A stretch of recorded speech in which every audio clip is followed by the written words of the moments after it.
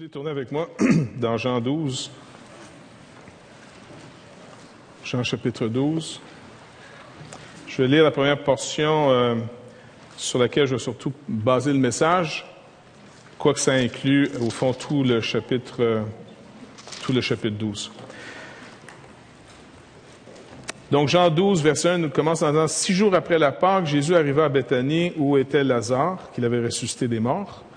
Là, on lui fit un souper. Marthe servait, et Lazare était de ceux qui se trouvaient à table avec lui. Marie, ayant pris une livre de parfum de nard pur et de grand prix, oignit les pieds de Jésus, et elle lui essuya les pieds avec ses cheveux. Et la maison fut remplie de l'odeur du parfum. Un de ses disciples, Judas Iscariote, fils de Simon, celui qui devait le livrer, dit, « Pourquoi n'a-t-on pas vendu ce parfum 300 deniers pour les donner aux pauvres? » Il disait cela non qu'il se mit en peine pour les pauvres, mais parce qu'il était voleur et que, tenant la bourse, il prenait ce qu'on y mettait. Mais Jésus dit, « Laissez-la garder ce parfum pour le jour de ma sépulture. Vous avez toujours les pauvres avec vous, mais vous ne m'avez pas toujours. » Une grande multitude de Juifs apprirent que Jésus était à Béthanie, et ils vinrent, non pas seulement à cause de lui, mais aussi pour voir Lazare, qu'il avait ressuscité des morts. Les principaux sacrificateurs délibérèrent de faire mourir aussi Lazare, parce que beaucoup de Juifs se retiraient d'eux à cause de lui et croyaient en Jésus. Donc on est à peu près à la même période de l'année. Jésus, finalement, on est là en ce moment quasiment 6 jours aussi avant la Pâque, ou un petit peu moins maintenant. Et donc, vous vous rappelez que Jésus était parti se retirer après avoir fait cette résurrection de Lazare. La tension en Judée, surtout à Jérusalem, monte énormément. Donc, on veut vraiment le faire mourir. Et Jésus a été se réfugier à Éphraïm, un peu plus dans le nord. Et après, il va redescendre donc parce que son heure va arriver, mais il va voir comment Dieu va confirmer que c'est son heure. On lui fait un souper. Et les autres évangiles nous disent que c'était chez, entre autres, Simon le lépreux. Donc, un homme que Jésus avait purifié, guéri. Et se trouve donc la famille, encore une fois, ici, de Lazare, Marie et Marthe, qui sont une famille quand même assez prospère, si on se fie au prix du parfum. 300 deniers que Judas voit le prix du parfum, c'est quand même une année de salaire d'un ouvrier moyen. Donc, pensez à un ouvrier moyen au milieu de nous, là, je sais pas, c'est de 30 à 50 000, et puis vous avez finalement une bouteille qui vaut 30, 40 000 $ chez vous. C'est un parfum que sent bon.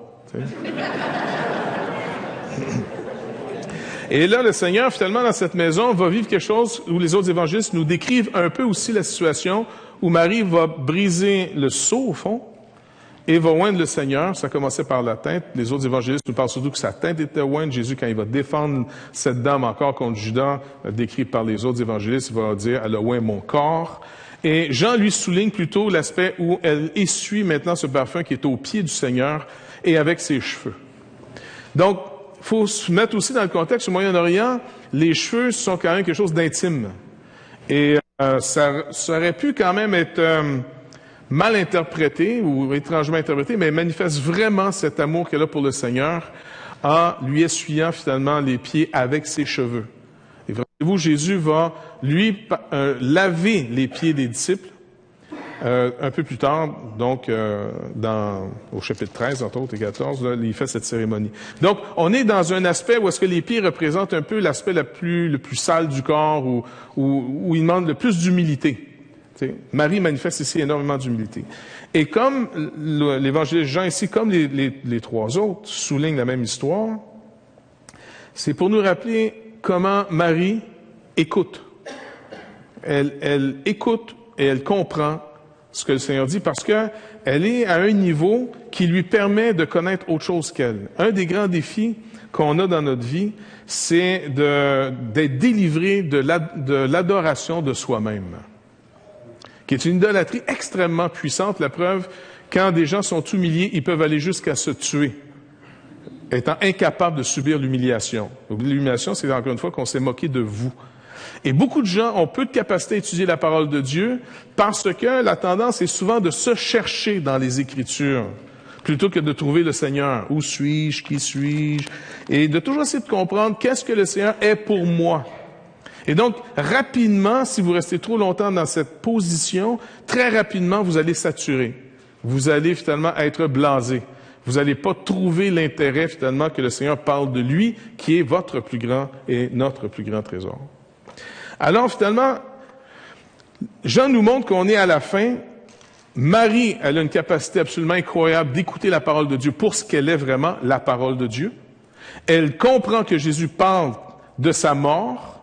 Contrairement aux disciples dans les autres évangiles qui rappellent la même histoire, les autres disciples écoutent Jésus, mais beaucoup plus pour voir, oui, mais dans toute cette histoire, il y a de la difficulté à comprendre que Jésus parle de sa mort, parce qu'ils sont en train d'écouter le discours comme malheureusement on peut facilement faire. Ils écoutent beaucoup ce que le Seigneur enseigne pour eux. Comment eux, ça peut être à leur avantage. Marie n'écoute plus pour elle. Marie est vraiment dans une maturité qu'on retrouve rarement dans les Écritures. Elle écoute le Seigneur pour lui. Elle est vraiment présente dans la conversation, dans ce que le Seigneur fait, au point qu'elle vient de trouver une opportunité absolument incroyable de manifester son amour, l'honneur qu'elle manifeste au Seigneur en allant chercher cette bouteille qui était peut-être un héritage de famille, je ne sais pas trop, mais qui était réservé pour un événement spécial, la mort. Et sûrement la mort de quelqu'un dans la famille. Peut-être que chacun avait acquis ce trésor. C'était en passant très bien vu d'avoir à l'époque mis beaucoup d'argent sur notre sépulture. Et là, c'est peut-être la sienne. Et elle va chercher finalement cette bouteille qui lui était peut-être réservée à elle pour oindre le Seigneur. Et c'est au scandale, pas juste de Judas, de tout le monde. Mais Judas a parlé. Les autres ont eu au moins la sagesse de rien dire. Et Jésus va défendre cette femme parce que c'est là qu'il veut nous amener. Il veut nous amener à ce qu'elle fait, cette femme. Il va rappeler quelque chose de spécial, que lui seul peut dire. Sinon, quiconque dirait ce que le Seigneur a dit ici, aujourd'hui, serait vraiment arrogant et orgueilleux. Personne ne pourrait dire aujourd'hui, vous avez toujours les pauvres, mais moi, vous m'aurez pas toujours. Ça fait un peu arrogant, en voulant dire, tu sais. Mais le Seigneur, lui, quand il le dit, c'est juste. Parce que c'est vrai qu'il va toujours y avoir la pauvreté, la maladie. C'est vrai que le monde ne changera pas. Ça, c'est les croyants normalement qui le croient. Et leur motivation n'est pas de faire changer le monde, mais de soulager le monde, soutenir le monde, aimer le monde dans l'attente de l'espérance finale qui est le retour de Jésus-Christ et la résurrection. Tous les autres marchent dans changer le monde, se révoltent que le monde ne change pas, se découragent que le monde ne change pas, abandonnent même d'aimer les gens à court ou long terme, peu importe. La plupart des gens qui sont dans une fausse espérance, éventuellement, vont abandonner parce qu'ils vont se sentir trompés. Mais j'aimerais revenir, parce que j'aimerais concentrer surtout sur un aspect du message de matin, c'était les pauvres. Le commandement du Seigneur, c'est de nous occuper des autres. Et le commandement du Seigneur aussi, c'est que nous, quelquefois aussi, on est dans une situation de pauvreté. Vrai? Dites-moi, les ressentiments, la haine, la colère la plus forte que vous pouvez avoir dans votre vie se situent à peu près où dans votre existence? Qu'est-ce qui pourrait vous indigner, vous choquer, mais vraiment le plus au point des fois de vous voler votre sommeil, de vous... C'est comme c'est trop. Face à l'injustice.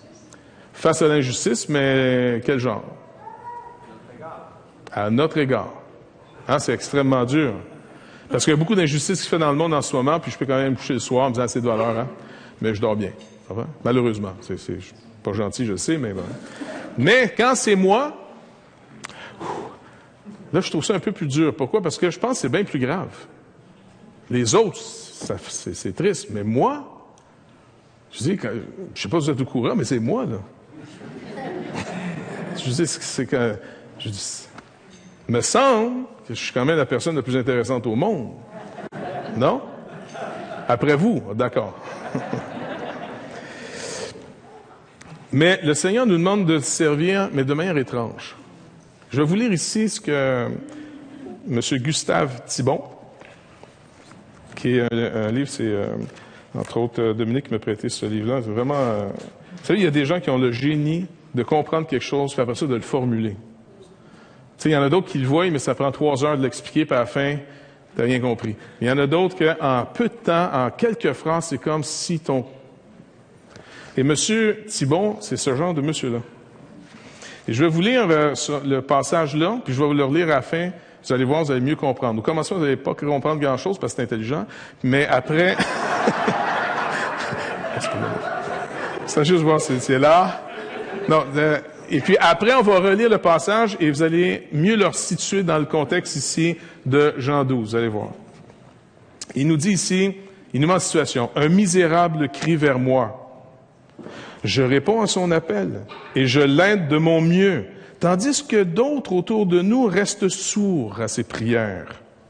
Résultat, le misérable oubliera ceux qui l'ont repoussé, mais moi, qui ai fait mon possible, il me haïra tôt ou tard.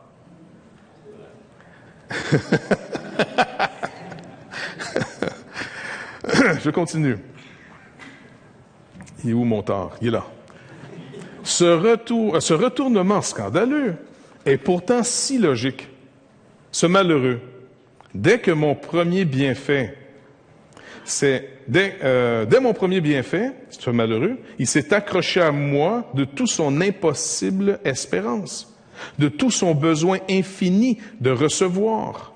Entre parenthèses, n'est-ce pas le propre de celui qui n'a rien que d'attendre tous tes autres? Mais moi, dont l'âme est déjà pleine de tant de devoirs et d'affections, je n'ai pu lui répondre de toute ma force de donner. J'occupe toute son attention, il n'occupe pas toute ma pitié. La balance n'est pas égale entre nous, et le jour viendra fatalement où je ne pourrai plus le satisfaire, alors sa faim aiguisée plutôt qu'apaisée par les premiers bienfaits, sa faim incurable de pauvre, se murera en aversion contre moi, et il me haïra de toute la force de son espérance trompée. Tandis qu'il ne songera plus depuis longtemps à ceux qui, par leur dureté initiale, n'auront pas créé en lui cet appel d'air. Puis il continue un peu plus. Donc j'ai trouvé ça tellement bon que ça m'a aidé. Dans le sens qu'on le lit toujours comme étant le bon gars ici, right? Je pense que tous vous l'avez écouté en disant « oui, c'est vrai, ils m'ont haï pour ça ». Puis c'est vrai. On a tous été d'un côté où est-ce qu'on s'est fait haïr qu'un jour, on est haï parce qu'on n'a pas été là au bon moment. Et c'est seulement envers ceux qu'on a aidés. Ceux qu'on n'a pas aidés, qu'on n'a pas vus, qu'on n'a pas écoutés. Tu sais, là, on tombe dans l'anonymat. Et puis, quelqu'un crie « au secours, au secours ». Et puis là, tu t'en vas, tu comprends? Et puis, nous qui faisons ça, on va simplement tomber dans l'oubli de celui qui crie. Parce qu'il nous a pas connus. On est puis on s'en va. C'est ça dans le métro, un gars qui joue de la guitare, ça va. Ou un monsieur, quel monsieur, excusez, on se cache. Ça, c'est le truc des poissons qui se mettent en gang pour pas se faire manger. Ça va bien? Donc, on fait ça. Qui va être critiqué dans une église? Pas ceux qui sont là, ça va bien, bingo, là, ça va bien, je veux dire, eux, on les a pas vus, on les a pas connus, ils seront jamais haïs. Ceux qui sont venus, puis ils ont peut-être pas assez donné, ou s'ils sont venus l'année passée, mais qui viennent pas cette année, ils risquent souvent de dire, pourquoi t'étais pas là? Je suis là l'année passée. Pourquoi, mais cette année? Vous me suivez? Maintenant, mettons-nous plutôt, pour trouver vraiment quelque chose d'intéressant ici, mettons-nous plutôt de la position du demandeur. Ça nous est déjà arrivé de demander secours? Vrai? Maintenant, le Seigneur veut nous délivrer. C'est son but. C'est pour la liberté qu'il nous a franchis.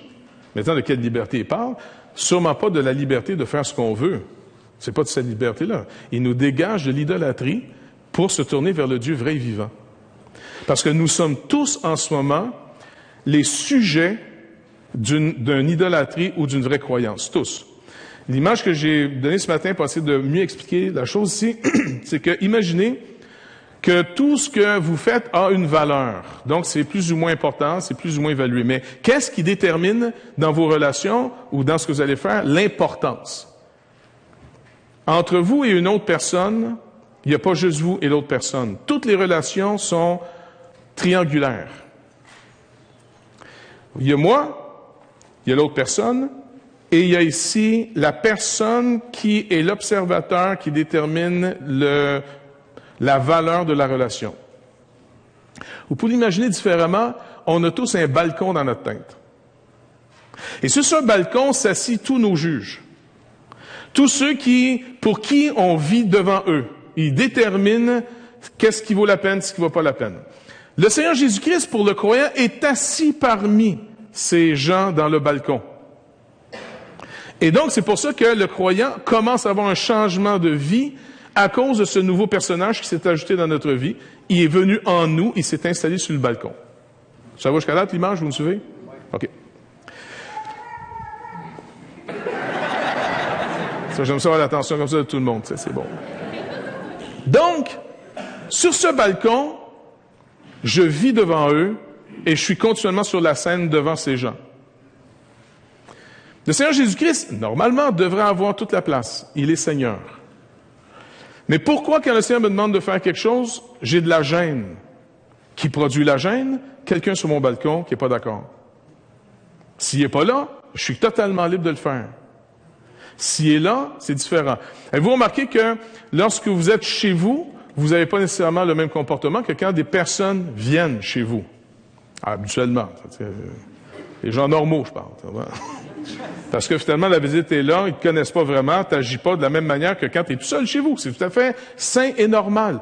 Montrant que toutes nos relations ne sont jamais un à l'autre, mais c'est un par un autre qui va à l'autre, tout le temps. Toutes nos relations sont déterminées par une troisième personne. Le Seigneur nous dit ici, écoutez, cette femme, elle m'évalue en fonction de ce que Dieu, sur son balcon, lui montre. Le Seigneur est tellement, Dieu, le Saint-Esprit est tellement présent dans la femme, dans cette femme, sur le balcon de cette femme, que pour elle, l'attention est vraiment sur Jésus et pas sur elle, et ça devient finalement un plaisir que de pouvoir donner. Parce que qu'est-ce que l'amour produit en nous? Qu'est-ce que valoriser? Parce que aimer quelqu'un, c'est de lui donner de la valeur. C'est donner de l'importance, c'est de l'honorer. Ça, c'est une qualité de l'amour. C'est pas juste du désir, parce que le désir est très trompeur. Le désir est plutôt le besoin de la personne. Mais d'avoir besoin de quelqu'un ne veut pas nécessairement dire que j'aime ce que j'ai besoin. Je suis comme pogné avec ce que j'ai besoin. Pas pareil.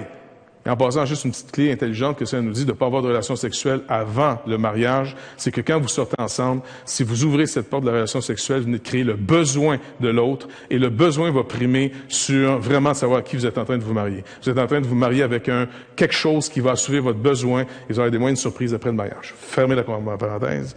Donc, tout dans ma vie est déterminé par quelqu'un qui a mis une valeur. Mon balcon fait que si je m'en vais, par exemple, aider quelqu'un qui est fortifié à plus forte raison chez le croyant, le Seigneur dit de ne pas se détourner de ton frère qui te demande, de ne pas fermer les yeux sur la pauvreté des autres. Avec ton surplus, on sait qu'on vit devant le Seigneur de tout ce qu'on a. Ça, c'est ceux qui sont nés de nouveau. Si on n'est pas né de nouveau, il y a quelqu'un d'autre qui est à la place du Seigneur qui va aussi déterminer, à la limite, votre altruisme pareil. Ça peut être vous-même, ça peut être parce que les gens disent non, je ne le fais pas pour personne d'autre, je le fais juste pour moi-même. Ben, vous êtes sur le balcon, puis vous êtes en train de vous adorer l'image que vous êtes en train de vous faire. C'est pas plus compliqué que ça, pas de problème. Donc, par contre, le croyant, il y a un concurrent. Il le fait aussi pour triper sur lui-même, parce qu'on est tous un peu quand même de l'ordre de nous-mêmes. C'est ce que le péché a fait. C'est pour ça qu'on n'aime pas être humilié. En tout cas, moi, personnellement, j'aime pas être humilié. S'il y en a ici qui aiment ça, tant mieux pour vous autres. Chacun ses goûts. Mais c'est sûr que j'aime bien mieux être complimenté, puis quelqu'un trouve que c'est bon ce que j'ai fait, quelqu'un dit, sais-tu? Puis là, ça commence toujours positivement. Tu sais que je t'aime? OK, arrête là. Ça, bon, bref. Fait que c'est comme ça. Pourquoi? Parce que sur mon balcon, j'y suis aussi. Et je fais partie des personnages assez importants là-dedans, puis j'aime être aimé de cette personne-là. J'aime être adoré par cette personne-là. J'aime avoir une bonne image de cette personne. Bref, le Seigneur est aussi arrivé là. Mais à cause du Seigneur qui dit, écoute, détourne-toi pas de ton frère, beaucoup de choses que nous faisons aujourd'hui, nous le faisons à cause du Seigneur. Vrai? Si par exemple on s'en va témoigner de notre foi, tu sais, le Seigneur nous a demandé d'aller répandre le message, de sortir de nos maisons, de s'organiser pour que le message sorte. Je le fais pas parce que j'aime les gens, moi, être honnête avec vous autres. Je les connais pas. Comment tu veux que je les aime? J'aime le Seigneur et j'apprends donc à dire, OK, je vais y aller parce que tu me commandes d'y aller, parce que tu me dis d'y aller, moi y aller. Mais naturellement, quand je regarde l'autre héros de ma foi qui est moi, que j'adore, lui, il me dit, ben, ça serait le fun de rester à la maison aussi, c'est vrai. Et donc, ça fait que c'est ambivalent dans ma vie. Qu'est-ce que le Seigneur nous commande de faire? Il dit, écoute, si tu t'en vas directement aider quelqu'un, tu sais comment ça va finir. Il va m'aimer encore plus? Non. Il va taillir. Hein? Ben non, je m'en vais l'aider. Et à un moment donné, quand j'ai lu ça, ce passage-là, j'étais rendu dans Jean 12, puis le Seigneur dit, vous avez toujours les pauvres, vous ne m'aurez pas toujours. Judas, il essaie d'aller jouer la carte de l'altruisme. Et puis là, je me suis dit, hey, combien d'œuvres qui ont commencé dans le service du Seigneur sont devenues plus grosses après sans le Seigneur? Et où la motivation? Et j'ai remarqué aussi que toutes les personnes qui se font aider, éventuellement, haïssent ceux qui les ont aidés. En règle générale. Sauf pour une catégorie de gens. Sauf pour une catégorie de gens. Mais l'ingratitude, le problème de l'ingratitude, comme M. Thibon rappelle ici, vient de ce principe assez intéressant. Dites-vous une chose, qu'à toutes les fois qu'on va vous aider ou que vous allez aider quelqu'un, c'est pareil des deux bords, vous allez être aidé ou vous allez aider d'abord, souvent, plus souvent qu'autrement, un idolâtre. Qu'est-ce qu'un idolâtre? C'est quelqu'un qui fait d'une chose légitime une chose suprême. Il y a des gens ici qui détestent maintenant leur partenaire avec qui ils sont mariés. Pourquoi? Parce qu'ils ont fait, au point de départ de ce personnage sublime, un monstre qui n'a pas rencontré l'attente divine. En d'autres mots, c'était le prince charmant au début, puis il est devenu la grenouille après. On raconte toujours l'histoire à l'envers, c'est pour ça qu'il faut corriger les choses. Pourquoi? Parce que je n'ai pas vu dans mon balcon à qui je dois crier. D'où me viendra le secours? Si le secours me vient des grands de ce monde, si le secours pour Israël à l'époque venait de l'Égypte plutôt que du Seigneur, tu vas être amèrement déçu et tu vas haïr ce qui te trahit. Mais en réalité, l'Égypte n'a jamais trahi Israël. C'est Israël qui a trahi le Seigneur. Et à toutes les fois qu'on se confie en quiconque autre que le Seigneur, vous allez finir par haïr la personne que vous avez d'abord surestimée. Le Seigneur dit ici à ces gens, le seul moyen, au fond, d'aller de l'avant, c'est qu'en passant, les gens que vous voulez aider, puis il savait très bien que c'était pas vrai, je dis, écoute, il n'est pas fou le Seigneur, il sait très bien qui est Judas. Judas, tu te caches derrière un altruisme pourri et en espérant que tu y crois en passant. Parce que tu ne veux pas voir qui je suis. Sur mon balcon, vous vous rappelez, la parole dit, ce que Dieu veut pour vous, c'est votre sanctification. Ou encore, il le dit différemment aux Thessaloniciens en disant qu'on est détourné de nos idoles qui sont totalement vains pour se tourner vers le Dieu vrai et vivant. Il est dit aussi de ne pas nourrir la chair, de ne pas nourrir nos corps de mort, mais de nourrir plutôt, finalement, de se nourrir de l'esprit. Tu sais, faites mourir les actions du corps. Dans mon balcon, depuis que le Seigneur est arrivé, il s'impose. Vous n'avez pas remarqué? Un croyant régénéré, il n'a pas besoin de penser au Seigneur. Il est appelé à l'ordre par le Seigneur. C'est quelque chose d'incroyable. Surtout pour ceux qui ont accepté le Seigneur, qui ont reçu le Seigneur plus tard dans leur vie. Le Seigneur leur a ouvert leurs yeux plus tard. D'autres, ça a été très jeune, puis souvent le contraste c'est peut-être moins fort, mais je pense que c'est là pareil. Avant d'avoir connu cette nouvelle naissance, avant d'avoir été saisi par le Seigneur, j'étais à quelqu'un qui aimait ce qu'on avait présenté de Jésus-Christ. Honnêtement, je faisais des prières à Jésus quand j'étais petit. J'avais une formation, une base chrétienne, comme la majorité des gens de mon époque. Alors, pour moi, c'était pas bizarre de parler au Seigneur, de prier Jésus, Mais quand j'ai commencé à me détourner de cette culture, perdre de l'intérêt là-dedans, je me disais, hey, c'est vrai, ça fait au moins 6 mois que j'ai pas été à l'église. C'est comme si j'avais pas vu le temps passer, tu sais. Et il fallait que moi, je me rappelle à l'existence de Dieu, parce que l'existence de Dieu, c'est être en dehors de moi. Quand le Seigneur te saisit Il te rend vivant pour lui et de plus en plus mort pour le monde. Mais c'est un processus, par contre, dans notre expérience. Quand le Seigneur nous saisit, il est là puis il s'impose et il veut avoir toute notre attention.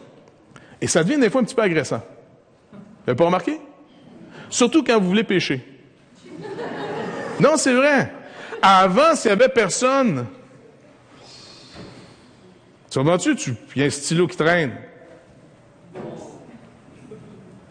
Il est orphelin. Tant que tu ne te faisais pas pincer, il n'y avait pas eu de crime. Il y avait juste un crime quand quelqu'un t'a vu.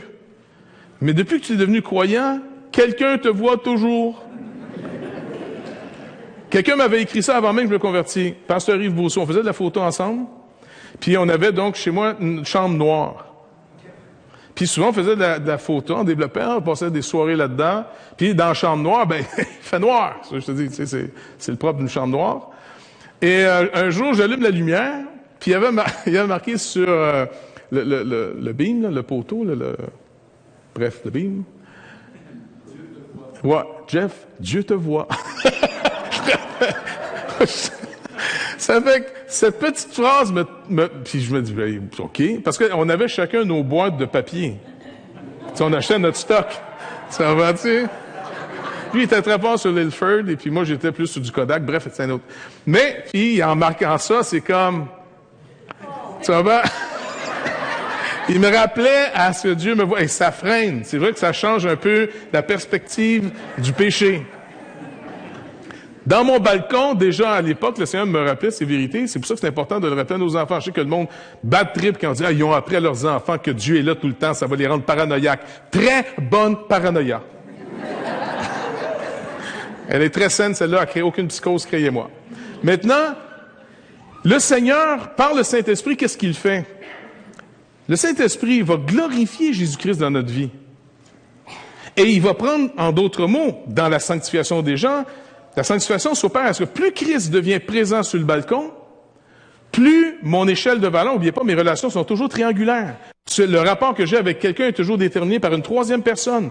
Qui est cette troisième personne va vous dire exactement la valeur que vous accordez à ce que vous êtes en train de faire. C'est pas la personne devant vous qui donne la valeur, c'est la troisième personne que souvent vous perdez de vue qui établit une valeur. Donc, le Seigneur veut prendre de plus en plus de place. Et notre image est assez simple. Vous avez tous entendu parler du fameux oiseau qu'on appelle un coucou? Quelle est la caractéristique de cet oiseau, le coucou? C'est des oiseaux vraiment parasites. Ils pondent leurs œufs dans les nids des autres. Et puis ils s'en vont. Et l'instinct des oiseaux qui ont l'œuf dans leur nid avec leurs œufs, c'est que quand ça va éclore, ils vont nourrir tout le monde, plus fort qu'eux autres. Et le coucou, donc, met son œuf là-dedans, un ou deux, je sais pas trop, là, et il s'en va. Et puis, il est certain que l'esprit... il n'est pas certain, il ne sert de rien, il ne comprend rien. Là, mais je parle comme un évolutionnisme, là, au secours. La cellule s'est dit un jour, là. Tiens, bon, anyway. Bref. Vous voyez comment c'est fort? Le coucou, finalement, sa caractéristique, c'est qu'il va être là, il va éclore, puis il ouvre la bouche, puis il mange, mais il devient plus gros, puis il est toujours un peu plus gros que les autres. Puis les deux autres oiseaux, père et mère, qui fioulent, ils donnent dans le premier bec le plus gros, qui demande sans arrêt, et puis inévitablement, les deux autres oisillons des vrais parents sont de plus en plus faibles, et puis à un moment donné, le coucou, tif, il vient de se faire de la place dans le nid, les deux autres sont tombés en bas du nid, et le coucou va continuer à nourrir jusqu'à temps qu'il est à pleine maturité, puis après, il s'en va. C'est méchant, hein? Puis on souvent prend cette histoire-là pour le péché et tout ça. Mais moi, j'aimerais vous donner quelque chose d'encourageant aujourd'hui. Imaginez que Jésus-Christ, c'est le coucou. Non, vraiment, moi, ça m'encourage. Vous allez voir comment. Sur mon balcon, le Seigneur m'a fait une grâce, il vient dans nos vies, right? Puis vraiment, quand il vient... Je sais qu'on est toujours en train de dire, si tu veux, veux-tu, Jésus? Il vient. Après ça, il dit, t'es d'accord? Tu dis, oh, bien sûr. Tu comprends? C'est plus comme ça une conversion que, tu sais, négocier avec quelqu'un, veux-tu laisser rentrer Jésus? Le gars, il est dehors, puis il a fret, puis il cogne à la porte, puis tu laisses rentrer. Non, en réalité, l'image est plus vraie bibliquement, c'est que Jésus défonce la porte, il rentre dans un, t'es d'accord, je suis ici, hein? Ah, amen. Tu comprends? Ça, c'est une vraie conversion. C'est comme ça que ça se passe en réalité. Bref. Il vient s'asseoir au balcon avec tous les autres invités, dont moi-même. Je suis un petit peu gêné. Bonjour. Vous êtes chez moi? Non, non, pas vraiment. Vous êtes maintenant chez moi. Hey, wow! On a un envahisseur. Et là, qu'est-ce que c'est un fait? Le Saint-Esprit le glorifie. Et si moi, j'accepte de me nourrir des Écritures, OK, dans le sens de l'obéissance, vaut mieux que les sacrifices. J'arrête de faire des bonnes choses pour devenir une bonne personne à mes yeux, et je commence à dire, OK, si je commençais simplement à croire et obéir à ce qu'il dit, sans mettre une valeur pour moi là-dedans, je m'affranchis, je me libère en osant croire que Dieu s'est déjà chargé de me donner une valeur en venant dans ma vie. Il m'a donné une valeur en entrant dans ma vie, en me rachetant, en me sauvant, en me disant c'est par amour pour toi que je viens. Et là, finalement, si il prend de plus en plus de place dans ma vie, qu'est-ce qu'il fait? Comme le coucou, il prend la nourriture. L'homme intérieur est puissamment fortifié par le Saint-Esprit. On découvre de plus en plus cet amour. Et comment on passe d'une personne timide à une personne qui a plein de courage pour Christ? Si mon personnage dans le balcon qui détermine les valeurs que j'ai établies est en train de grandir, super. Ça va m'affranchir pour le service, puis je vais finir avec ça. Dieu va me demander, comme c'est naturel pour l'homme d'être humain, tu as un pauvre, va l'aider. Puis tu dis, OK, mais ça va peut-être mal tourner. Au début, tu es sûr que non, parce que tu es convaincu que j'aide une personne, va être tellement reconnaissant. Ça, c'est encore une fois un esprit idolâtre. Il va m'adorer à la fin. Il va y avoir des photos de moi partout, je pense. Ouais? Mais le Seigneur sait très bien que ça va mal tourner parce que personne ne peut combler le besoin de l'autre. C'est absolument, mettez-vous ça dans la tête, totalement impossible. Il y a des gens qui ne voudront jamais le croire et qui vont crier sans arrêt, comme il est dit ici, puis il l'a bien résumé, quelle est finalement la... N'est-ce pas le propre de celui qui n'a rien que d'attendre tout des autres? Il y a des gens qui vont rester dans une mentalité de pauvre toute leur vie, refusant Jésus-Christ comme étant la source. Ils vont refuser. Ils ne refusent pas Jésus consciemment ou ouvertement. Ils vont simplement dire, continuez à me donner les moyens. Et quand Dieu va donner un moyen, ils vont s'accrocher de manière maladive aux moyens. Jusqu'à ce que Dieu enlève le moyen en disant, non, je suis toujours là. Le seul moyen de rester libre dans le service d'une Église, c'est que Jésus-Christ soit central. Il y a des gens qui ont de l'argent qui vont venir, on dit, wow, gloire à Dieu, merci Seigneur. Puis là, c'est vrai, ils sont arrivés vers le Seigneur, puis ils disent, oui, le Seigneur me met à cœur. OK, gloire à Dieu. Le Seigneur, il dit, il le met à cœur, il donne. À qui il donne? Pas nous autres, il donne au Seigneur. L'obéissance vaut mieux que les sacrifices. À un moment donné, il dit, hey, savez-vous quoi? Je pense que le Seigneur m'appelle ailleurs. Hey! Pas sûr que le Seigneur t'appelle ailleurs. Rebelle! Tu comprends pourquoi on essaie de le posséder? Tu ne possèdes pas Dieu. Tu ne possèdes pas les gens.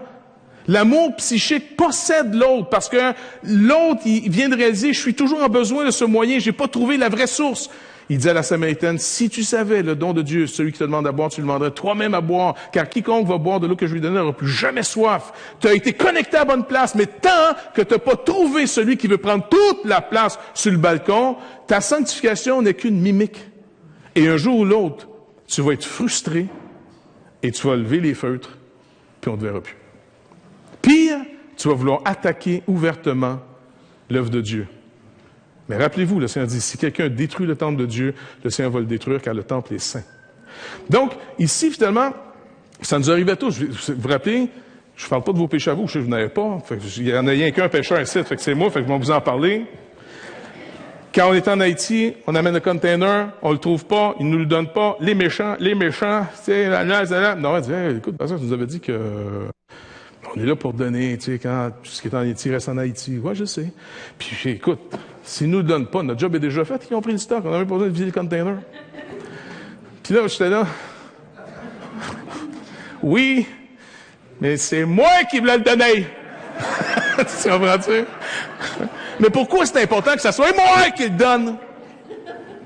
Parce que, sur le balcon, il y a un gros Jeff qui est là.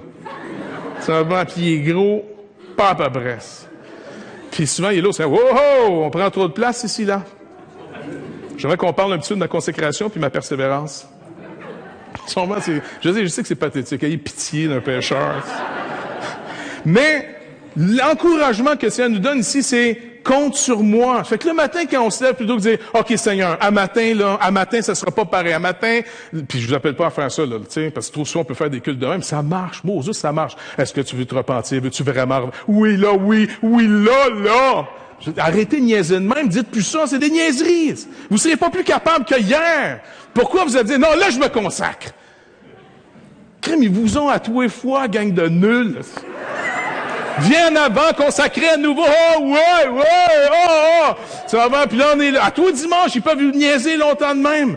Caroline, ça, c'est humiliant. Surtout, si je vois quelqu'un de la Bible parle tomber là-dedans.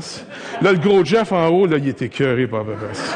Il dit, Crème, mais ça, je suis un bon enseignant. Moi, ils comprennent rien.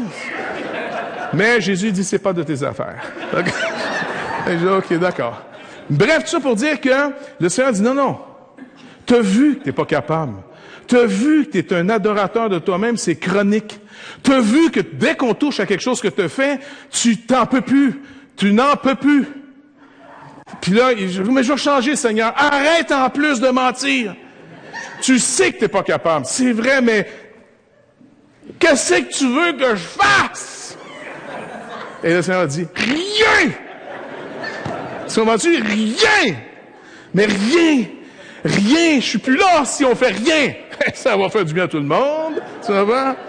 Donc, tu comptes sur moi. Viens vers moi. À moi la gloire, le Seigneur dit. Viens me voir. Et le Seigneur qui prend c'est même pas par moi, en plus, c'est ça qui est merveilleux. Par le Saint-Esprit qui le glorifie dans nos vies et qui nous demande de le contempler.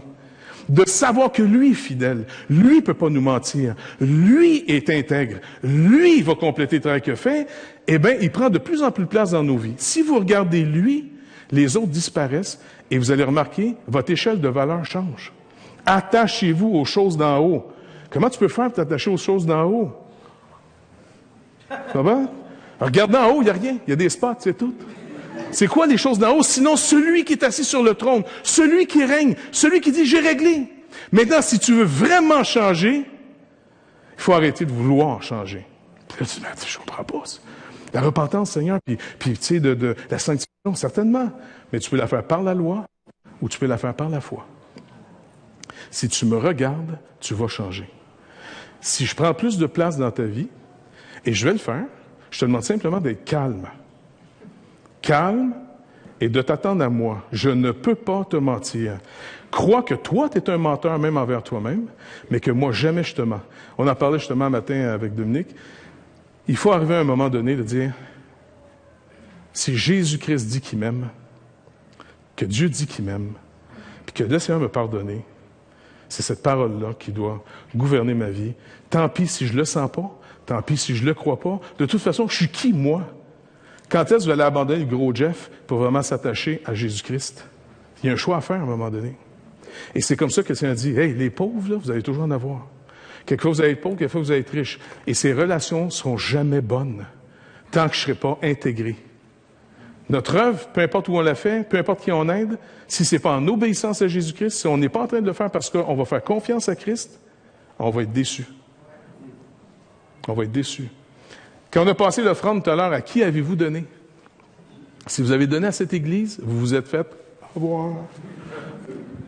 Si vous avez donné à Christ, vous avez fait ce qu'il fallait devant lui et lui était fidèle. Si vous donnez à qui que ce soit, si vous en avez aimé quelqu'un pour qu'il vous leur donne en retour, vous allez finir extrêmement malheureux.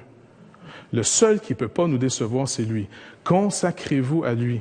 L'obéissance vaut mieux que les sacrifices. Et on a juste une chose à dire, c'est vrai, il faut qu'il prenne plus de place dans ma vie. Et s'il prend plus de place, il me délivre. Il me délivre. Ma timidité, elle vient pas que j'ai un gène qui s'appelle timide et qui est plus important que les autres. Et je suis extrêmement timide. Jusqu'au jour où j'ai compris que ma timidité était simplement une préservation de moi-même extrême. C'est de l'orgueil. Est-ce que vous me suivez? Je peux pas me délivrer de moi. Je peux, par exemple, venir au Seigneur en disant, écoute, tu m'as promis la délivrance. Parle-moi de toi. Toutes mes relations, tout ce que j'ai mis de la valeur ou pas de valeur est déterminé par une troisième personne. Toute relation est triangulaire. Toute. Qui est assis dans la pointe de la tarte qui détermine la valeur que vous établissez là? Qui est là? Que le Seigneur puisse vous le montrer. Amen. Amen. Remercie au Seigneur. Seigneur, nos cœurs sont devant toi. Notre attention est devant toi pour une seule chose. Tu nous appelles encore, et c'est encore aujourd'hui le temps du salut. Aujourd'hui, le temps où tu nous délivres. Aujourd'hui, où tu déclares que tu as été livré. C'est ton corps, tu l'as livré pour nous. Alors, Seigneur Dieu, que personne mette en doute ici ta parole. Et que vraiment on puisse croire ce que tu dis, recevoir ce que tu dis avec douceur, ce qui peut sauver nos vies. Seigneur Dieu, délivre-nous de tout ce qui en nous met de l'opposition à ta parole, car ta parole est la vérité, tout le reste est mensonge. Seigneur, comme tu l'as donné à l'apôtre Paul, donne-nous aussi en tant qu'Église que lorsqu'on proclame ta parole, on soit équipé pour abattre les tours de raisonnement qui s'élèvent contre la connaissance de Dieu, contre ce que tu dis. Seigneur, on a mis beaucoup d'idolâtrie maintenant dans nos vies, et ça rentre de toutes parts, soit par l'éducation, soit par les téléromans, le divertissement, même les relations qu'on a avec les uns et avec les autres, et principalement nous-mêmes. Seigneur, c'est dur de croire et d'accepter qu'on est des idolâtres de nous. Mais c'est la vérité, tu l'as dit. Et là, Seigneur, tu nous encourages par ta parole, un peu comme Pasteur le disait la semaine passée, maintenant, fuyez l'idolâtrie. Et Seigneur Dieu, on ne peut que s'approcher de toi si on doit fuir. Tu es la tour, tu es le rocher. Seigneur, tu es le fidèle, le véritable. Tu es celui qui nous a tant aimés, que tu t'es livré pour nous. Tu t'es donné en rançon pour beaucoup. Quiconque croit en toi a la vie. Alors, Seigneur Dieu, qu'on cherche nulle part ailleurs. Ta parole est la vérité. Toi seul, Jésus-Christ, peux nous affranchir. Toi seul peux nous rendre la liberté de cette idolâtrie maladive qui détruit nos relations, qui nous fait nous attendre trop des autres, pas assez de toi. Et souvent, on ose jouer à Dieu dans la vie des autres en promettant qu'on va vraiment nous s'occuper d'eux. Et c'est faux. La balance est toujours déséquilibrée par rapport à celui qui est en demande et celui qui est en offre. Seigneur Jésus, toi seul peux donner parfaitement et entièrement. Car tu ne donneras pas aux pauvres selon ce qu'il veut. Tu vas donner selon la vérité. Et tu vas surtout l'affranchir de réclamer les biens et la vie des autres. Fait que s'il vous plaît, Seigneur Jésus, encore une fois, merci de nous amener un peu plus loin dans notre sanctification, dans cette liberté pour servir ce qui est vrai, ton Père, le Dieu vivant et véritable. Merci dans le précieux nom de Jésus, Père. Amen. Dieu vous bénisse et bonne semaine tout le monde.